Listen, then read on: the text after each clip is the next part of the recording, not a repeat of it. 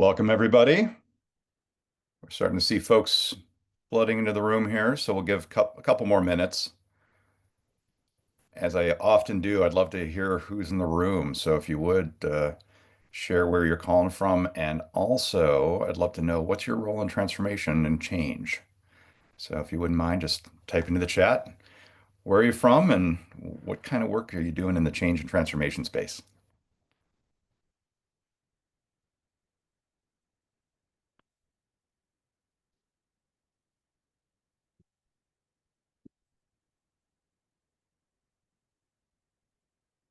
Hey, Julie, is the chat operating? There we go. It's coming in now. Hey, Robert, Texas. Acta in Atlanta in biotech and pharma. Cool. Welcome, Mark, Montreal. My friend Julie, who's my co-pilot, is actually sitting in the same town with you right now. Exactly. Yes. Sam in Houston, thank you.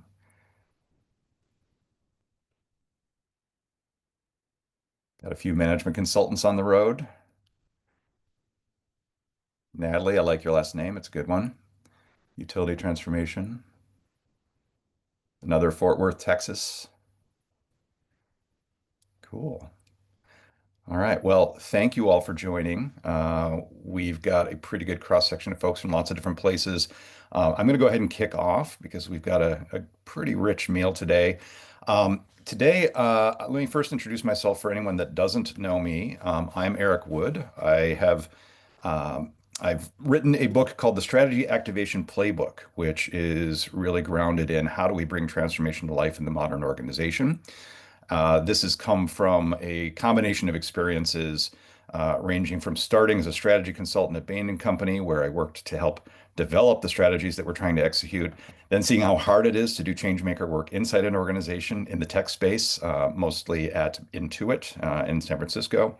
And then working as the leader of Explain, which is a firm that focused on building large change and transformation programs for global organizations. And so the combination of those three experiences helped me develop a little bit of empathy for what it's like to be a change maker, as well as how to think about new ways of working in this space.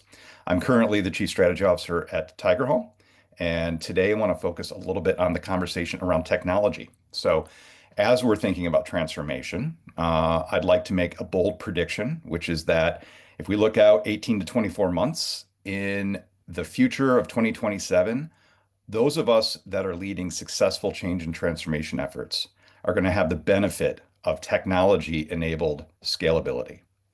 We currently are one of the few places in the organization that doesn't have a bespoke system to help us solve our challenges. We don't have a CRM system for our marketing. We don't have an ERP system for our finance and operations in the transformation space. In transformation, we largely are cobbling things together still with spreadsheets, with some program management software, and it's time for that to shift. So today's conversation is around where the world is going with regard to technology and its support for transformation. I want to focus on three things. First, let's recognize together the hidden costs of running transformation without a change activation platform. This is going to help us to build our business case for why we need to support our work with scalability. Second, I'd like to predict a little bit about how leading enterprises will achieve accelerated adoption with targeted and real-time activation data analytics. So we'll share a bit of the use cases there, understand what you should be looking for to put in your shopping cart, and what are the things that are actually going to give us scalability in the future.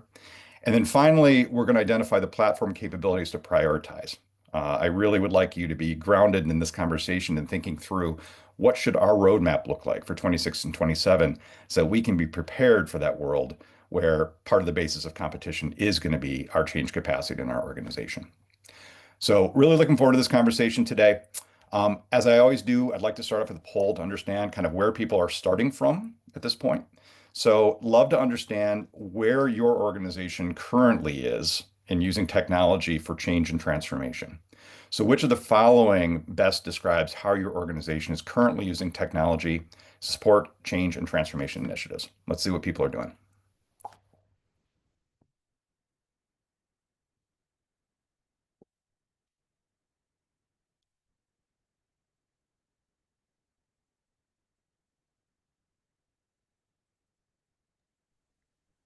I appreciate the honesty in lots of cases today. I'm gonna give people a minute or so, and then we should be good. All right.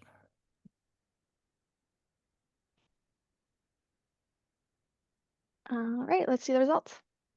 Okay, let's do it. All right.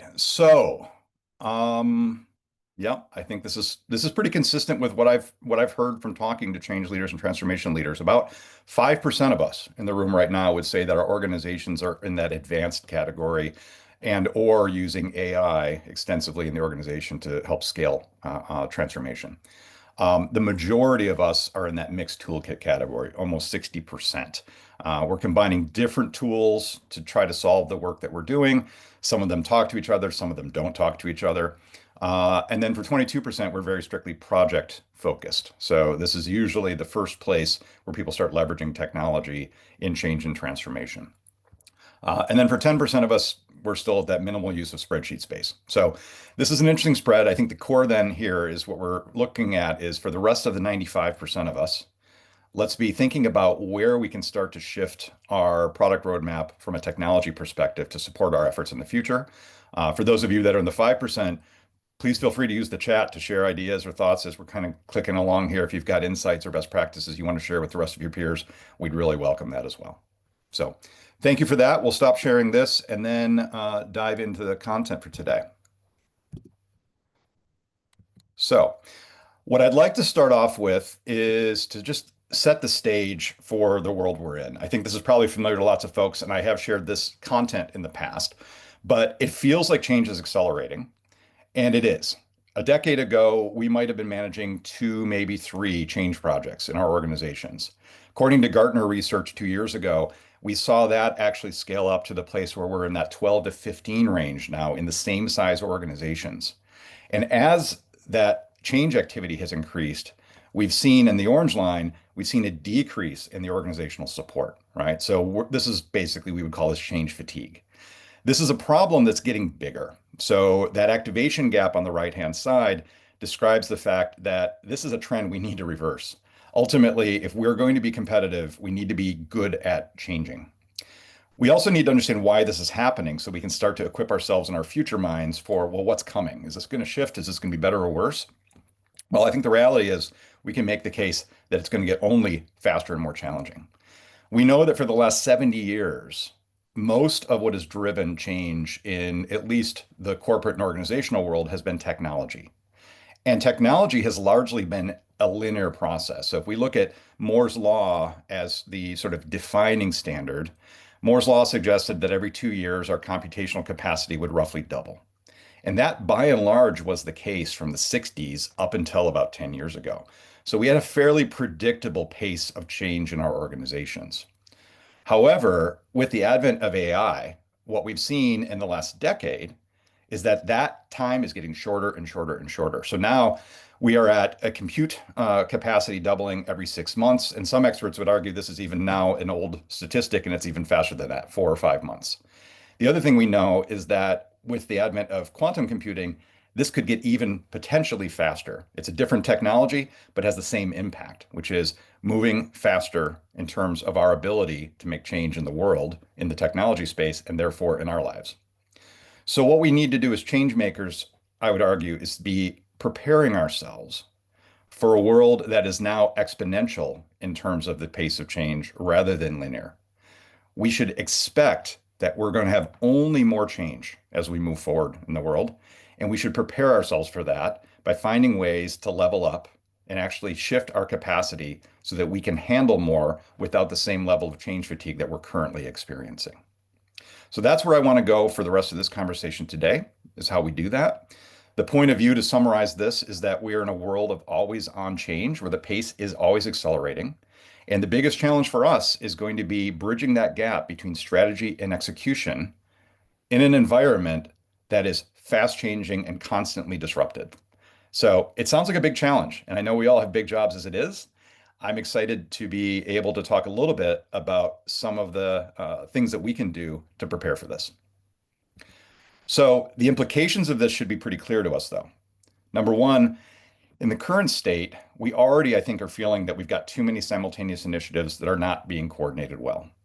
We also lack visibility into the adoption velocity because we've got very limited data to be able to track both the leading and lagging indicators of adoption, of ways of working, of changes, and the things that lead up to those ROI KPIs that we're trying to achieve. And in the process, we're developing more fatigue and disengagement with our employees. Frankly, there's a cynicism developing around change, and people are overwhelmed.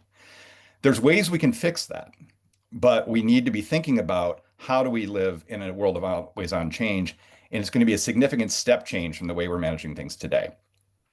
In the world of always on change, we as change leaders need to be thinking about how we move our mindset from episodic programs to continuous transformation. So rather than thinking of the world as project based, right? 10% of our audience today said, yeah, we basically got project management down. But that's a mindset shift we're going to need to make as well, which is now we're not project based anymore. We're actually always on transformation. So, how do we manage a portfolio of always on transformations, knowing that this is going to be a consistent through thread of the way we work? Secondly, transformation is going to require a much greater real-time capacity for being able to sense and respond what's going on in our organization so that we can constantly course correct. So as we have those various transformation efforts moving on, we need to be able to know what's working, what's not, who's lagging, who's leading, where do we reinvest our resources to course correct and keep everything on track. Today, and in my past 25 years as a change leader, I've always felt like data is like the holy grail. We rarely have the data to understand that. Maybe we've got a 90-day pulse check coming every period. We need to be able to have real time visibility now into what's working and what's not, so that we can course correct and keep things on track and accelerate adoption. And then lastly, change agility is going to need to be a core cultural competency. So for all of you executives on the phone, I'd like to make sure that we're sharing the story across the C-suite, across leadership, that if we're going to be successful, we also need to invest in our culture to make our culture more change adaptive, more change resilient, more change embracing. And if we do that, we can make the organizations much more successful while reducing some of that change fatigue and some of the pushback that we're getting in the organization today by empowering people to be more successful at navigating change. The other challenge that we've got right now is that if we want to get to that future state, today we're flying blind. So for the rest of this conversation, I'm going to talk about the transformation office as a container for our change and transformation programs. I recognize each of us has probably a different organization and how we're structured. So when you hear me say transformation office, what I'm saying is your change capability in your organization. Right now, our transformation office is flying blind. We have in almost every other area of the C-suite, every other vertical or department of the C-suite, there's a technology that's enabling what they do, right? We've got ERP systems to really enhance the capabilities of finance and operations. CRM systems were revolutionary in our ability to go to market and not only manage the sales process, but also customer service and support and build lifetime customer value. Our HR partners have got HRIS systems and HCM systems to help them in their work. But as a transformation office, we don't have that right now. We still have no true enterprise system that's going to actually support our capabilities and our skills of scaling in the organization. We right now, as we saw in the poll, for the most part, and that was the majority, I think 59%, we've got a patchwork of different project management and change management tools, and we're cobbling them together to try to meet our needs. So this is the state we're starting from. And unfortunately, this also brings a significant amount of costs. So what I'd like to do is highlight some of the hidden costs here, because as you're taking in this information, what I also want you to be doing is thinking about how do I build my business case for the future? So we can start by looking at the hidden costs of not having technology support. We know that we've got fragmented initiatives across business units. That fragmentation means drag, and that drag means cost, right? We have no visibility into our adoption, our sentiment, or our fatigue. So if we can't measure it, we can't manage it. So if we don't have that data to understand what's working and what's not, make those course corrections, we're not going to be able to avoid the change fatigue and the frustration that we're seeing in the organization today. We're also largely reliant on spreadsheets, PowerPoint, and most importantly, the efforts of heroic leaders to get stuff done. So we're working with outdated tools that aren't talking to one another, And we're basically putting a band-aid of human effort over that to kind of get things done. So these heroic leaders in change, I work with you all every day. Our job is pretty thankless, and we do a lot of work to make it happen, but it's basically a human infrastructure we're building to bridge these gaps. And then because of all of that, it's very difficult to demonstrate ROI. So how do we actually prove the value of what we do when what the CFO is solving for is the ultimate KPI, which is a lagging indicator of our work? We're doing all the work to support adoption and behavior change. And if we can't show that that is a direct line connection to ROI, it's hard for us to prove that value. So there's a hidden cost there. And then ultimately, this all adds up to there's also a risk of reputational cost relative to other C-suite leaders. So without this ability, we can't necessarily compete. We can't walk into that meeting with hard data like the CRO can or the CFO can. We tend to be perceived as walking into those meetings with soft information, soft data, opinions. We need to be able to build the same level of reputational capital because of our expertise and our demonstrable impact in the future state. And without that, there's definitely a cost. One of the costs of this is that sometimes we feel very understaffed because we're less likely to get the resources that we need. So I think the upside of this, having told that doom and gloom story, is our time is coming. So we saw that ERP transformed finance and operations. We've seen that CRM transformed sales and marketing. And where we should be heading is that change activation platforms holistically will transform transformation in the coming years. So what I'd like to do before we dive into what that looks like is do one more check-in with folks. I'm going to do a quick poll. I'd like to understand today in your organization, are you already having this conversation or not? So how likely is in your organization is your organization to invest in or pilot some kind of a change activation platform within the next 18 to 24 months? And what I'm looking for here is who's already having this conversation internally, who's thinking about this as a roadmap for next year.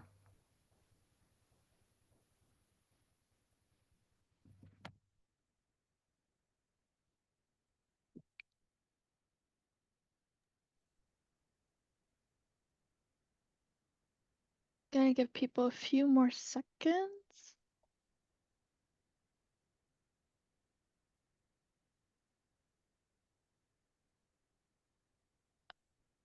All right, I think we're good. All right, let's see it. Wow. Okay. So this is 50-50. We've got about half of you saying we're either not sure or it's unlikely. We don't expect to adopt anything within the next 2 years. But actually, I'm very encouraged by the other numbers. I thought that this would be a little more lopsided. We've got 10% of folks in the room saying it's very likely. We already have budgeted plans or pilots underway. I know 5% of you already said that you've been implementing this, so I'm sure that you're included in this group. We've got another almost 20% saying it's likely. We're actively exploring options and expect to move forward soon. So great. For this group, I'm going to hopefully share some content that'll help you build your business cases and make it stronger. And then for the folks in the 21% possible, same thing. Let's figure out how we can leverage some of this content and start to lay out some of the use cases so that you can start to build a case that's going to work for your organization. And for that other 50%, take away what you can to try to start this conversation in your organization. So with that, let's stop sharing that and let's move into some of our content. So I want to start with my point of view on the future. So first and foremost, the Chief Transformation Officer can no longer rely on spreadsheets and project management alone. I know we all know this. New technology is the story. We can now combine AI, analytics, and purpose-built platforms to finally give us as change leaders the same power tools that ERP got from finance and CRM systems gave to the go-to-market teams.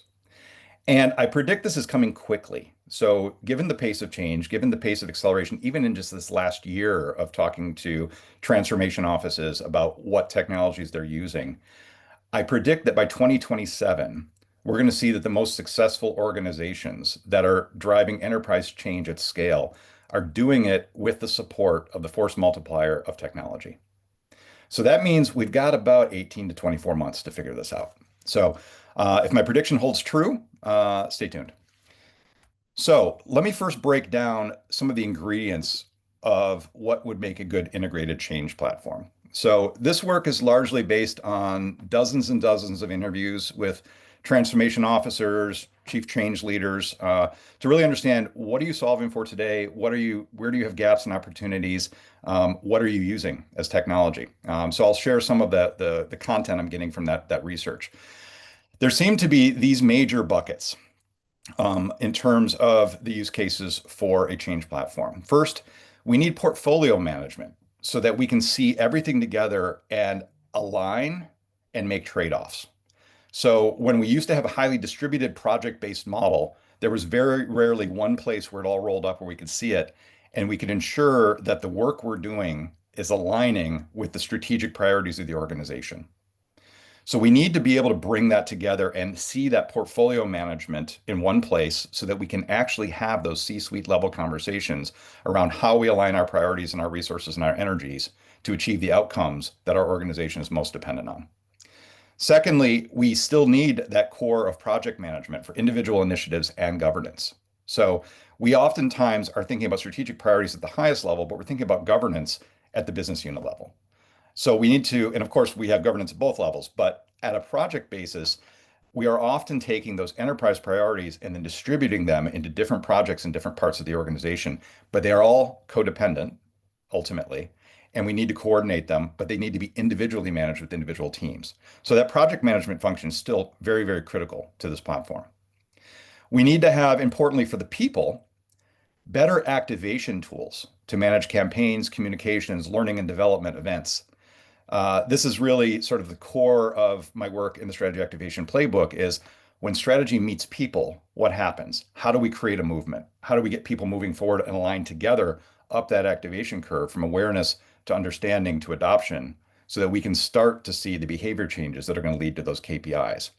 And to do that, we can't send people emails and push them to a SharePoint. We've got to actually start giving them the right information at the right time in the right place in their current workflows in a way that is actually more consumable than the way we used to do it. We don't need to read the 100-page PowerPoint. A 2 or 3 minute tailored podcast to my particular role might be all I need to actually get a better outcome. So we want to think about ourselves as marketers and think about instead of sending a one size fits all program to a company, how do we start to create tailored change campaigns to particular stakeholders? Next, we want to talk about AI engines. So what's the possibility to start leveraging the technologies that are emerging right now to start giving us a leg up and a force multiplier around our content creation efforts, our translation efforts, our personalization for those personalized campaigns? One of our biggest challenges as change leaders has always been being under-resourced. Now we can have a very small transformation office seem pretty big and mighty while doing an even better job at creating much more tailored, employee-centric communications, learning programs, as well as delivering it to them in their native language in the media that they prefer. And we can do this with AI and other automation tools. And then lastly, we need to have the analytics platforms for dashboard and predictive insights. So we need to be able to tell our story with data and walk into that meeting with hard numbers on this is what's working, this was what's not working. Here's where we're at in terms of our adoption velocity. And here's how I know we're going to get to that ROI. So we want to not only be reporting on what's happening, but we want to have predictive insights. And we want to do that with analytics platforms. So with that combination of things, as I've spoken to lots of change leaders, this is what I heard. And this is meant to be an eye chart, by the way. So, and for those that are asking, yes, you will get this if you want to leverage it. When I've asked people, what are you using to solve this problem? What are you using to solve that problem? What you see is this picture right now. We have a huge array, like that 60% in the first poll stated, of different solutions, spot solutions for different things we're solving for in our transformation change efforts. And I think that this isn't a coincidence, right? So I've been using the comparison to CRM or ERP systems, but transformation's not a vertical like the sales and marketing organization.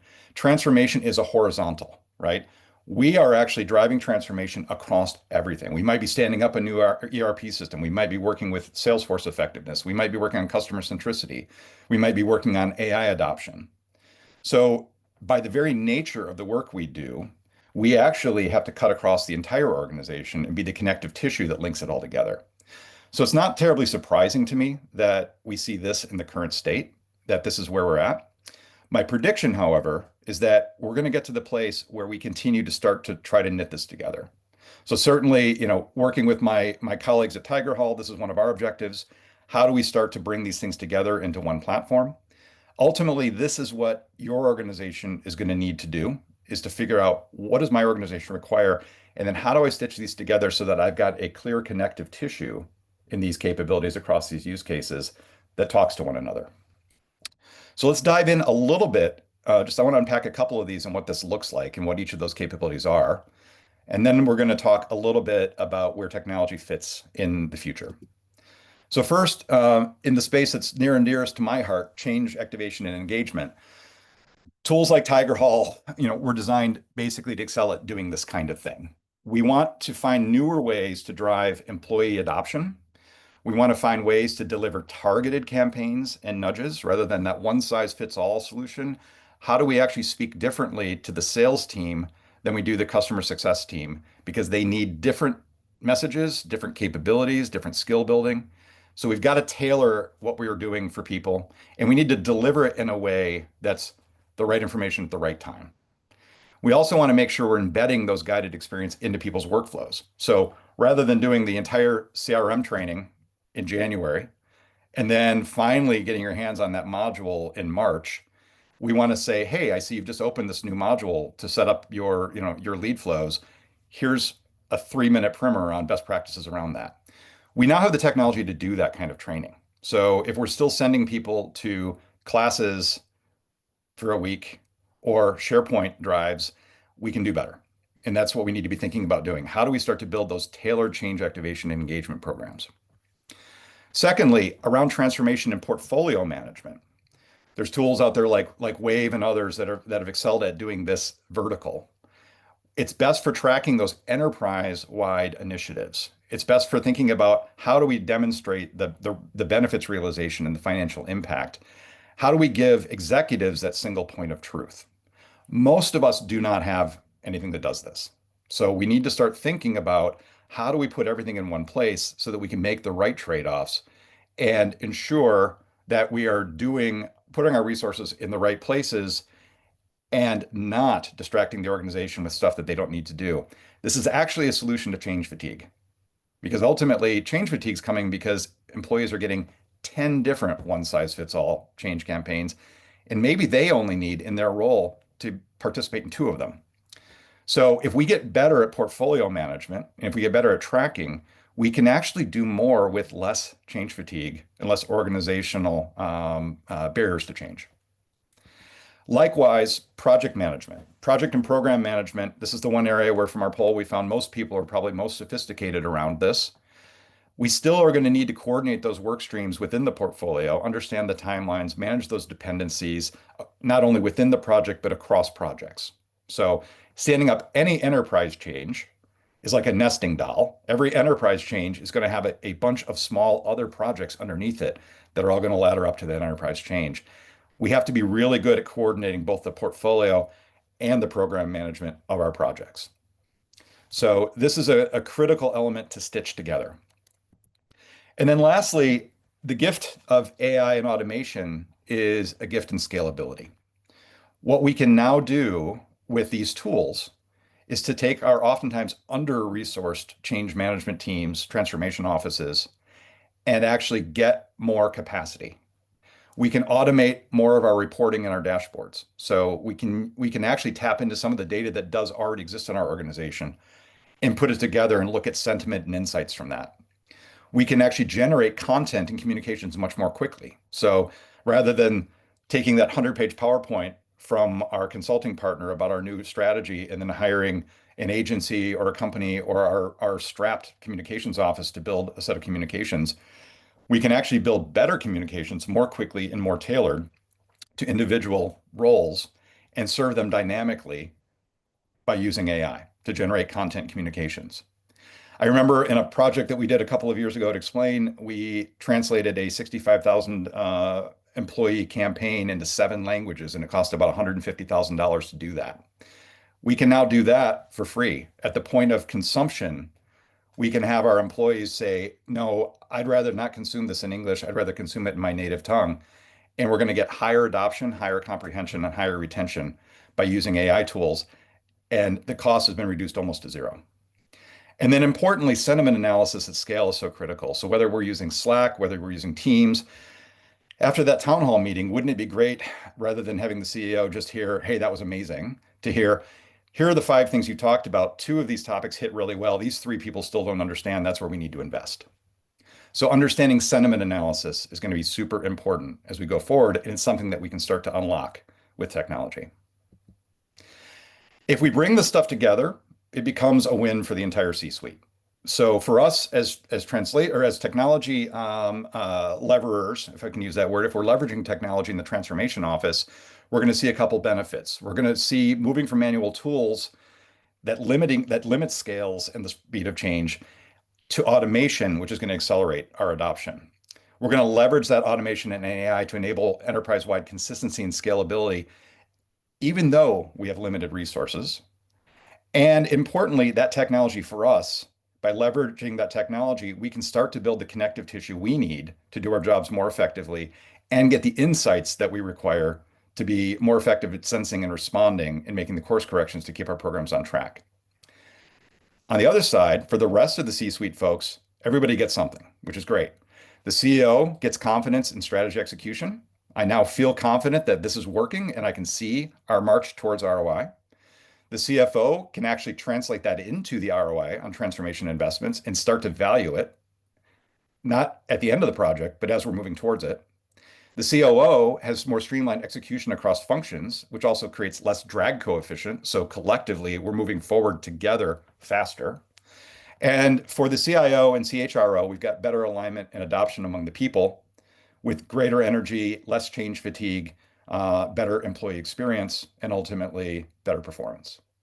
So if we can do this thing, we can build a business case for everybody in the organization. And what I'd like you to think about is how do we start to translate that into that future? How do we take those change activation platforms, design the right one for our organization so that we can create the flywheel of scaling that impact?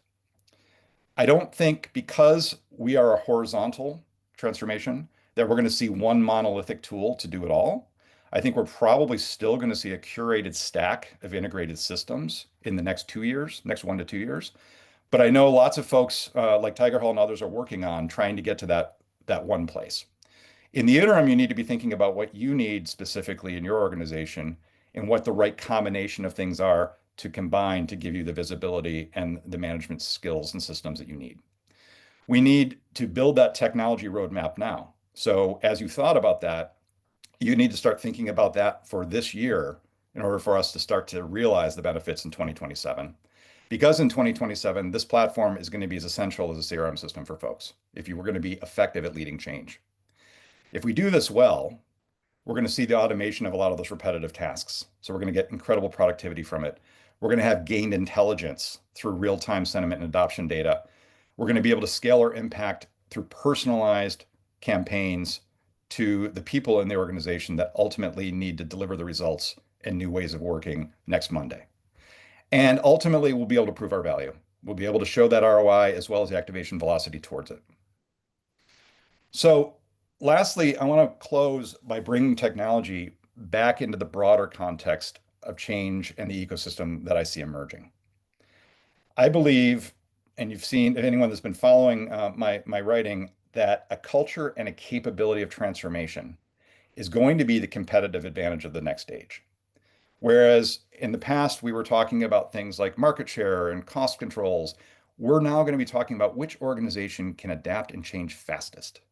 That's going to be the foundation of competition in 2026 and beyond. So the strategic imperative for us is this. We're in a world of always on change. If you agree with me on that, then hopefully you can also jump to the conclusion that we need to change faster than our competitors. Change capacity is going to become the basis of organizational competition. Change capacity itself is the volume or bandwidth an organization has to absorb and execute change. So when I think of change capacity, I'm thinking about what we unleash by having a transformation office. What are our change frameworks? What are our activation frameworks? What are the skills and capabilities we're deploying into the organization? Are we using a common language around how we do change and the toolkits that we're deploying? All of those things add up to building change capacity. But we also want to see that in addition to those capabilities, we also need change agility. And that's a cultural conversation. So in addition to the things that we're building in that change capacity, as far as our toolkit, the other major factor here is the people. And so we need to also engender change agility. We need to invest in creating a culture that has a mindset that's oriented towards change, that's agile and resilient and welcoming of change. And that's going to take an equal sized investment in our organizations to get to that place. Only by combining those capabilities and that agility of the culture are we going to generate the change capacity we need. So these are key conversations for the C-suite. But for each of us, what we want to do is make that case plus one more thing. Technology is the force multiplier. So if we put that change capacity together by building change capability and change agility in our culture, we need to then scale it. And we're going to scale it by leveraging technologies to 2x, 3x, 10x our impact. That's where the technology can actually help us. So I'm going to break this down finally with this slide. And my intention here is just to give people some sources of ROI that you can go reach into to start to quantify those hidden costs and then think about what's possible.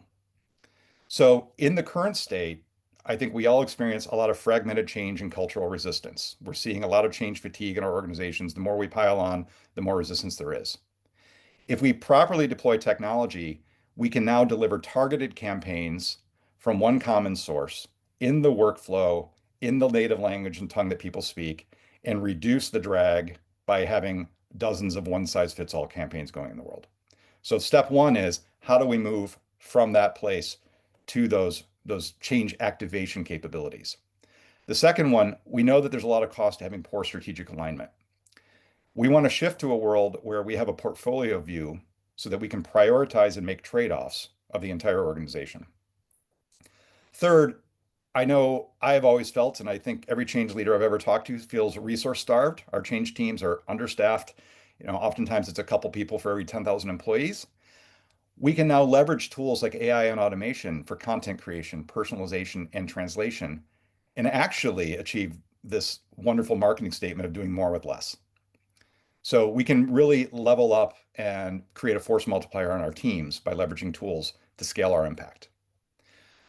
We've always complained that we're data blind. Well, now we can have analytics for awareness, adoption, sentiment, and fatigue tracking. If you can see it before it hurts you, you can shift it and we can keep the project on track. So many change programs die on the vine because they didn't anticipate the barriers to change, and eventually they got so slowed down that they stalled.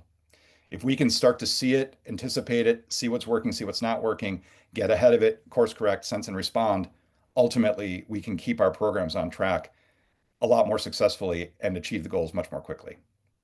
And then the last two, relevance, and reputation right now, if we want to walk into those meetings with our heads high, we want to walk in with dashboards that can show the ROI and impact. And then ultimately, we want to build the clear case that this isn't limited ROI, but this is actually transformative ROI. So we can now realize ROI and predict the velocity at which we're moving towards it. So if we do these things in 2 years, in 2027, rather than being an industry laggard, we will actually have built that durable competitive advantage that we need to be able to compete in a faster moving world in a way that is more humane, that is more supportive of our culture, that is more tailored and targeted for our employees so that we can all move forward together faster. So with that, I want to close with a couple next steps, and then we've got time probably for a couple of questions. What I'd encourage you to do as you're thinking about the next 18 to 24 months is this. First, assess your current needs and your capabilities. So what kind of integration do you need across your ERP system, your CRM system, your HRIS system? Where is the data that you need to access to make change?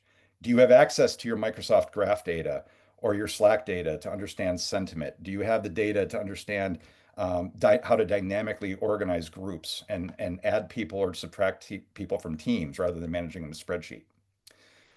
Are you leveraging AI personalization and predictive analytics? And if not, where might you? Is there a clear place to support your change frameworks and your change capabilities so that everyone has access to the same tools and we're speaking a lingua franca of change? And have we thought about scalability so that we can use these tools and capabilities enterprise-wide? With that assessment in your head, because now you've been equipped with some good current state understanding, start a conversation internally about future-proofing your transformation technology. And the key thing here is I'd lean into that last slide and one a couple back to understand what are the hidden costs of currently running without it. We know that what we're doing today is not as effective as it can be. So let's quantify that and start to build a case for, of these use cases, which are the ones that we could attack first to make the biggest impact. And then with that underway, start to work with your partners to design that 2026, 2027 roadmap. We want to assess the current gaps and opportunities. We want to start to pilot some of these changes. So some of these things we can start right away, right? And let's start leveraging things to show value. We want to then use those success cases to build that secure that executive sponsorship for bigger and better investments. And ultimately, we want to start planning now because we want to have platform adoption happening by 2027. So hopefully you've got a good framework to move forward with this and start to think about how to build this transformation capability into your organizations. As always, I'm delighted to chat with people about this topic. It's always a joy to constantly be learning from you as well as share what I'm hearing from others. So if there are other questions or you want to follow up on this, please reach out. We will share this deck. But with that, I would love to thank you for sharing your time with me today. And Julie, I think we can open it up to a couple of questions. Yes, so the first question is from Deborah, and she asks, is there a change activation tool that allows for integration with the other tools you have that connects with what already exists? Yeah, so this is an opportunity for me to plug some of the stuff we're doing at Tigerhall. One of the things that's really critical, for example, in change activation to create those tailored campaigns is the ability to do very targeted, precise targeting to different roles. So if you use a solution like Tigerhall to run your change activation programs, we can tie into things like the HRIS system, for example, to understand that, hey, in the front desk of this hotel, we have a lot of turnover. We're going to create a dynamic group for what that front of house employee needs to know.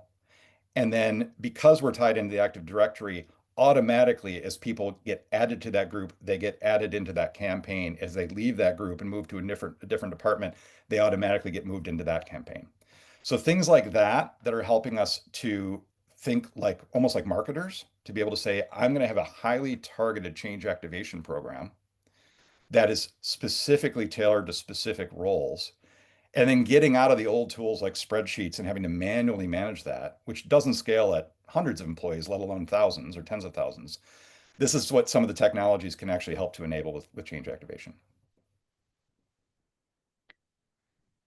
Thank you. So Ilka has a question about how do change activation platforms then use gamification? Where does gamification lie in all this? Oh, gamification's so fun. We there's a bunch of different ways it can work, right? So social learning is one example. So, one of the things that we experience in the real world is on Saturday and Sunday, we're looking at TikTok videos, we're looking at YouTube videos, we're listening to podcasts, we're sharing content with one another and commenting. We're starting to see leaderboards of top influencers. That kind of stuff is far and away different than your experience on Monday morning when you walk in and you get an email that says, go to this SharePoint and download this PowerPoint deck. So we can start to introduce those kinds of capabilities into change activation platforms to mimic the way that we live in the real world. And at the same time, start to gamify and reward people for making comments, for giving feedback, for providing both constructive sentiment or ideas, as well as reinforcement and celebration of success stories. These are the kinds of things that we can now enable with technology, just like we have in our current social learning world inside our organizations. The other things I also point people to quite a bit. I've done a lot of work with organizations around learning and using gamification for the learning and development components of their campaigns. So if you can take, for example, we with UPS, Rather than rolling out the enterprise strategy in a PowerPoint presentation at the Leadership Summit, we actually deployed a game to be able to do that, have people play a game using the techniques in a risk-free environment to rehearse new ways of working, and then integrate those learnings all in a very compact period of time. We can do that on platforms, right? We can create gamification tools around learning and development that allow people to rehearse new ways of working in a risk-free environment and have the visibility into who's participating, what the results are, what's working and what's not, and how we can get it better. So I think gamification is a super interesting place for us all to explore. I have another question from Ellen. Where do you see the change management strategy and plan fit in with change activation tools? The change activation tools seem to be downstream from the strategy and plan. Typically, this is true. One of the things that so let me start with the base case. The base case is typically strategy gets made, strategy then goes into the organization to be planned and operationalized. So how is this going to get deployed? And then we typically invite the change team in and say, okay, now do the change management bit. Magic dust. The problem with that flow is that by the time that we've paid the consultants, by the time we've actually got this into the project management hands, it's already actually probably too late for us to influence the activation campaign in any great depth, and the budget's gone. So one of the most important pieces of counsel I would have in this is to start to, rather than have that be a flow, have that be a parallel experience. We need to, by elevating change and transformation to the C-suite, which will be a result of using this technology to start to build our business cases in a more effective way, using hard data, starting to measure ROI, we can start to get our change and transformation leaders closer to the start of that process, sitting at the table as we're planning our strategy, working with the teams that are operationalizing it, and building change and transformation best practices from the very start, and having the right resources to do it. So this is probably one of the longer term transformations that I'm going to see in our industry, but it's the one that will actually be, I think, a product of doing this part right. Because now we can go into rooms and talk CFO. We can show the demonstrable impact and results of our work. We can build a strong reputational case for transformation being one of our key competencies in the organization. And then we can move ourselves upstream into the strategy making and strategy planning process rather than just being the recipient at the activation phase. So I think that's a whole other webinar, but that's hopefully my clear answer to how that works. In the short term, the small steps you can make are just try to get as soon as possible upstream and starting to talk about the change activation campaign that you're going to need to be successful, and try to couch it in terms that are going to resonate with the CFO and folks that are thinking about the hard numbers so that it's positioned as an investment, not a cost. So with that, Julie, I think we're going to wrap today. I am so delighted to have everyone here. Julie has a feedback survey that when we close the meeting, I'd love to have you take the time. If you give me the gift of feedback, we're always looking on how we can serve you better and make these sessions more effective. So if you can take a minute or two in the few that I've left here for the day to just give us some feedback on what's working, what's not, and how we can make it better. We're here to serve you. And then lastly, of course, reach out to me anytime. I'm always happy to chat with people about your unique circumstances and how we might be able to support your change efforts. Thanks, everyone.